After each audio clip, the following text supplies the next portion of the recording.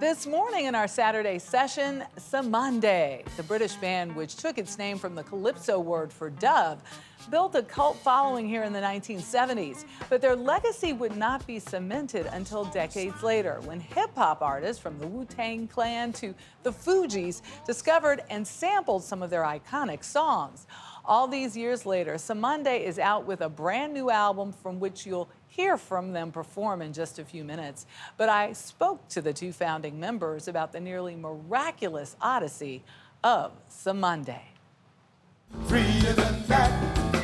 It's a kaleidoscope of sounds, a fusing of influences from calypso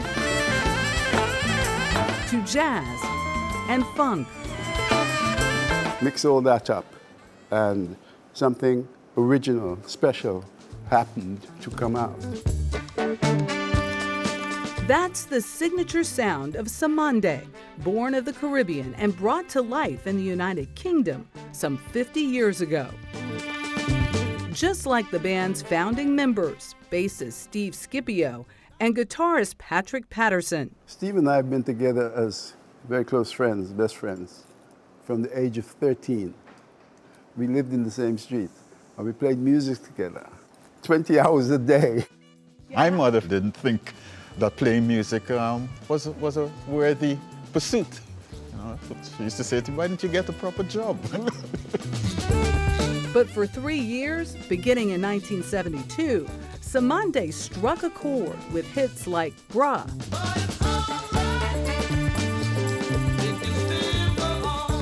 Dove,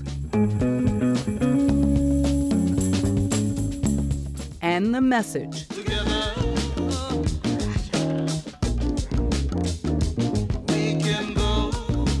Their sound and lyrics found a loyal following in the U.S., where they toured with the likes of Al Green.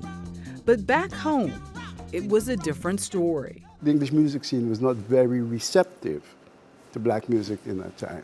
They weren't receptive to black music that was originating in the UK. They were receptive to black music and black artists from the US. Maybe because they didn't see them as a threat in the same way as They were over there. Exactly. And you know, it's important to say this. The people that left the Caribbean and went to the UK at that time were, for the most part, highly educated people. The best of the best. The UK went to get those people and invited them to go to the UK to help rebuild the UK after the destruction of the Second World War. And then, you know, after they'd done their bits, they said, okay, here's the door. You can head back out and go back to where you came from.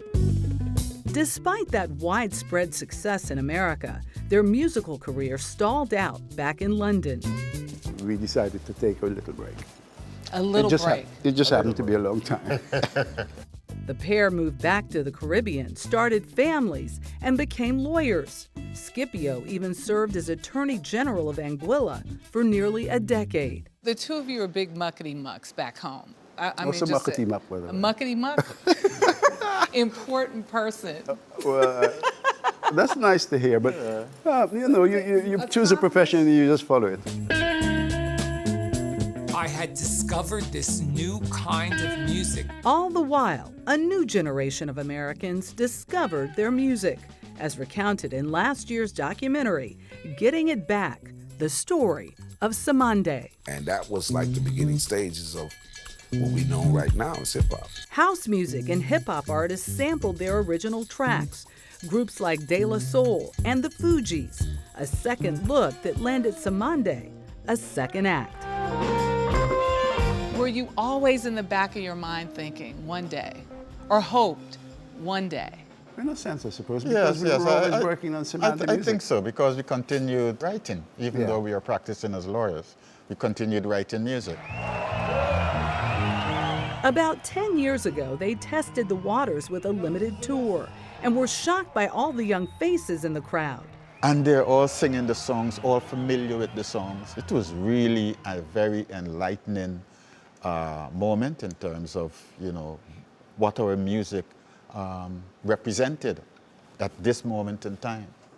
You know, the stars have to align, and in a sense, they've aligned for us. Need I ask how you feeling?